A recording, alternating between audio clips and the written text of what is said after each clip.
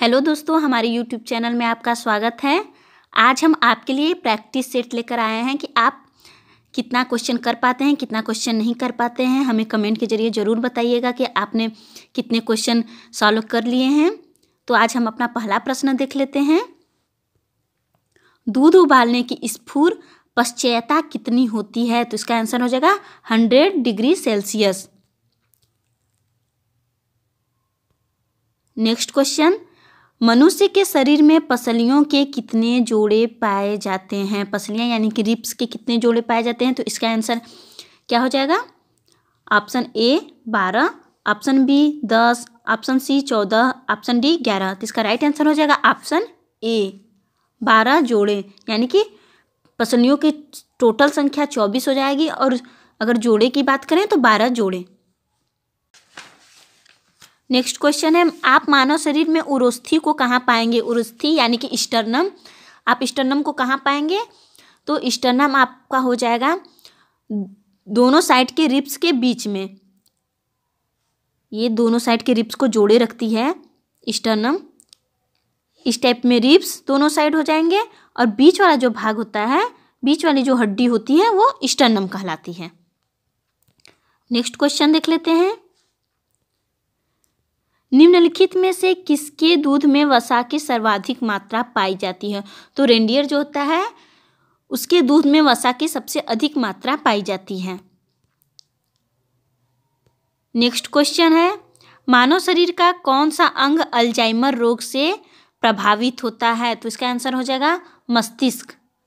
मस्तिष्क जो होता है, मस्तिष्क भाग, ये अल्जाइमर रोग से प्रभावित होता है। नेक्स्ट है, मानव की सबसे बड़ी पाचक ग्रंथि कौन सी है? तो सबसे बड़ी पाचक ग्रंथि कौन सी है? इसमें हम ऑप्शन देख लेते हैं। यकृत है, तिल्ली है यानी कि प्लीहा जिसे स्प्लीन भी बोला जाता है, अग्न्याशय है कि इनमें से कोई नहीं। तो शरीर की सबसे बड़ी पाचक ग्रंथि यकृत हो जाएगी यानी कि लीवर। नेक्स्ट क्वेश्चन देख लेते हैं, मनुष्य के शरीर में लाल रक्त कणिकाएं कितने दिनों तक जीवित रह सकती हैं? लाल रक्त कणिका यानी कि रेड ब्लड सेल्स कितने दिन तक जीवित रह सकती हैं? तो इसका आंसर हो जाएगा 120 दिन और WBC 3 से 4 दिन। नेक्स्ट क्वेश्चन है, उच्च रक्तचाप की अवस्था को क्या कहते हैं? जब रक्तचाप उच्च स्तर तक पहुंच जाता है तो उस अवस्था को क्या कहते हैं? ऑप्शन में है हाइपोटेंशन, पक्षाघात, हाइपरटेंशन, इनमें से कोई नहीं। तो इसका सही आंसर हो जाएगा हाइपरटेंशन।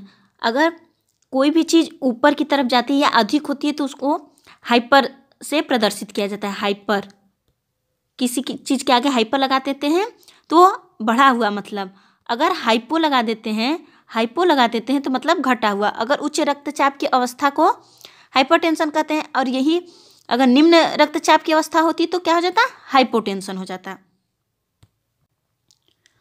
नेक्स्ट क्वेश्चन है, यूरिया किसके द्वारा रक्त से पृथक किया जाता है? यूरिया किसके द्वारा रक्त से पृथक किया जाता है? तो हो जाएगा गुर्दा, जिसे इंग्लिश में किडनी भी कहते हैं। इंग्लिश में किडनी। आप लोग दोनों नाम याद रखिए कि एग्जाम में कोई भी किसी भी नाम से आ सकता है, या किडनी या गुर्दा, तो आप लोग को दोनों नाम याद करने की ज़रूरत है। और किडनी में नेफ्रॉन पाया जाता है। किडनी की कार्यात्मक इकाई की बात की जाए तो वो होती है नेफ्रॉन। नेफ्रॉन जो होती है, नेफ्रॉन किडनी की कार्यात्मक इकाई को नेफ्रॉन कहा जाता है। और नेफ्रॉन किडनी में कई करोड़ों होती हैं, ऐसे जाल की तरह होती हैं जिसे नेफ्रॉन करते हैं और सारा काम यही करती है। जैसे यूरिया को रक्त से पृथक करने का काम भी नेफ्रॉन द्वारा ही होता है। तो याद रखिएगा, ये बहुत ही इम्पोर्टेंट है। जैसा मैंने अभी बताया कि गुर्दा को किडनी भी कहते हैं और एक अन्य नाम से भी जानते हैं, वृक्क। वृक्क, ये किसी भी, कोई भी आ जाए, किडनी आ जाए, वृक्क आ जाए, गुर्दा आ जाए, तो कंफ्यूज मत होइएगा, सब एक ही है। और अगर क्वेश्चन में पूछ लेता है कि वृक्क की सबसे छोटी इकाई, तो नेफ्रॉन।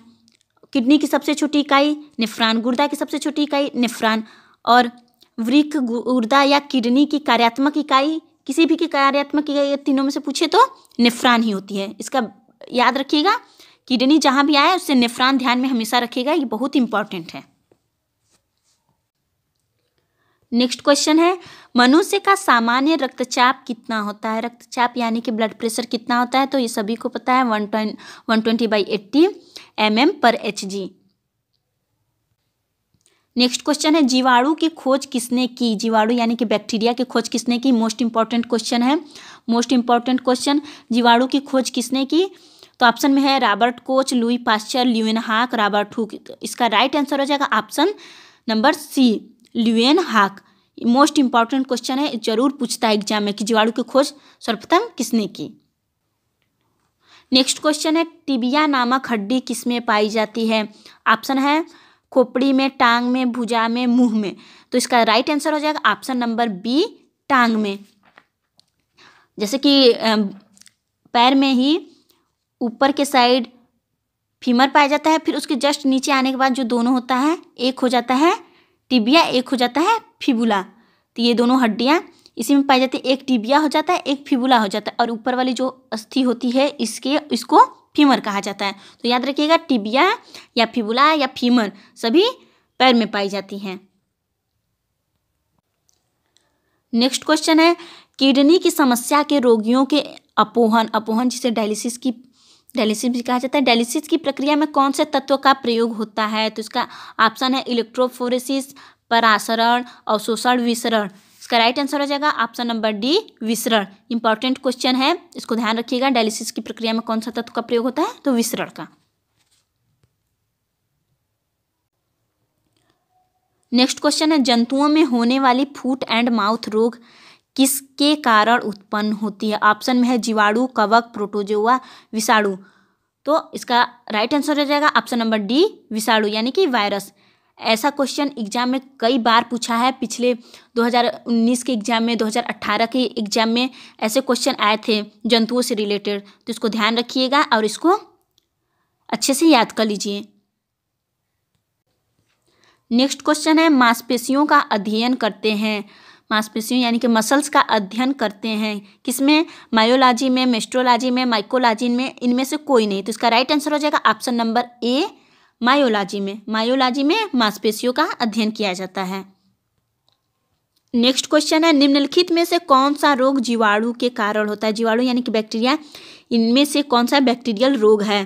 तो बैक्टीरियल डिजीज देख लेते हैं। ऑप्शन ए है पेचिस, ऑप्शन बी है हैजा, ऑप्शन सी है चेचक, ऑप्शन डी है इनमें से कोई नहीं। तो इसका राइट आंसर हो जाएगा ऑप्शन नंबर बी, हैजा। हैजा जिसे इंग्लिश में कॉलेरा भी कहा जाता है, ये जीवाणु से होता है। नेक्स्ट क्वेश्चन है, फेफड़ा का आकार होता है, फेफड़ा यानी कि लंग्स जिसे फुफ्फुस भी कहा जाता है, उसका आकार कैसा होता है? अंडाकार, शंक्वाकार, बेलनाकार, गोलाकार।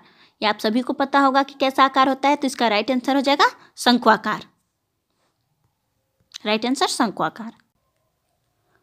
नेक्स्ट क्वेश्चन है, कैंसर एक जानलेवा बीमारी है क्योंकि ऑप्शन देखते हैं, इससे ट्यूमर में तेजी से वृद्धि होती है, ऑप्शन बी है जैविक अंग नष्ट हो जाते हैं, ऑप्शन सी है इसके होने से कोशिका, ऊतक या अंगों में असामान्यता आ जाती है, ऑप्शन डी है इनमें से कोई नहीं। नेक्स्ट क्वेश्चन है, मनुष्य के शरीर में हृदय को एक बार धड़कने के लिए कितना समय लगता है? हृदय यानी कि हार्ट को धड़कने में कितना समय लगता है? ऑप्शन है 1 सेकेंड, 1 मिनट, 1.5 सेकेंड, 0.8 सेकेंड। तो इसका राइट आंसर हो जाएगा ऑप्शन नंबर डी, 0.8 सेकेंड। आप सभी को इतने बार मैं इसको बता चुकी हूँ कि आप लोगों को याद हो चुका होगा कि 0.8 सेकेंड, और एग्जाम में आएगा तो आप तुरंत उस पर टिक कीजिएगा कि यही ऑप्शन सही है, 0.8 सेकेंड। नेक्स्ट क्वेश्चन है, निम्न में से किस अम्ल की उपस्थिति मानव पेट में होती है? तो ऑप्शन है सल्फ्यूरिक अम्ल, ऑप्शन बी है हाइड्रोक्लोरिक अम्ल, ऑप्शन सी है नाइट्रिक अम्ल, ऑप्शन डी है पिक्रिक अम्ल। इसका राइट आंसर हो जाएगा ऑप्शन नंबर बी, हाइड्रोक्लोरिक अम्ल। हाइड्रोक्लोरिक अम्ल कहाँ पाया जाता है? मानव पेट में। नेक्स्ट क्वेश्चन है, एक कार्यशील महिला को प्रतिदिन कितना प्रोटीन लेना चाहिए? ऑप्शन है 30 ग्राम, ऑप्शन बी है 37 ग्राम, ऑप्शन सी है 40 ग्राम, ऑप्शन डी है 45 ग्राम। इसका राइट आंसर हो जाएगा ऑप्शन नंबर डी, 45 ग्राम। ऐसा क्वेश्चन एग्जाम में बार बार पूछा जाता है कि गर्भवती महिला को प्रतिदिन कैलोरी कितनी आवश्यकता होगी, बच्चे को कैलोरी की कितना आवश्यकता होगी, कार्यशील महिला को कितने कैलोरी की आवश्यकता होगी, और दूध पिलाने वाली माता को कितनी कैलोरी या कितने प्रोटीन की आवश्यकता होती है। तो इस टाइप का क्वेश्चन बहुत बार पूछा जाता है, अलग अलग तरीके से पूछा जाता है। तो ऐसे क्वेश्चन को आप ध्यान में रखिए कि इसका आंसर क्या होता है, उसके बारे में सारी जानकारी रखिए कि किसको कब कितनी कैलोरी की आवश्यकता है या प्रोटीन की आवश्यकता है या किसी भी विटामिन की आवश्यकता पड़ती है। नेक्स्ट एंड लास्ट क्वेश्चन है, जीव विज्ञान शब्द का प्रयोग सर्वप्रथम किसने किया? ऑप्शन ए है अरस्तु ने, ऑप्शन बी है पुरकिंजे ने, ऑप्शन सी है वानमाल ने, ऑप्शन डी है लैमार्क तथा ट्रेविरेनस ने। तो इसका राइट आंसर हो जाएगा ऑप्शन नंबर ए अरस्तु ने। ये सभी को पता होगा कि अरस्तु ने जीव विज्ञान शब्द का सर्वप्रथम प्रयोग किया है। तो दोस्तों आपको ये वीडियो कैसा लगा हमें कमेंट के जरिए जरूर बताएं। वीडियो को लाइक और शेयर करना ना भूलें, चैनल को सब्सक्राइब जरूर करें। Thank you.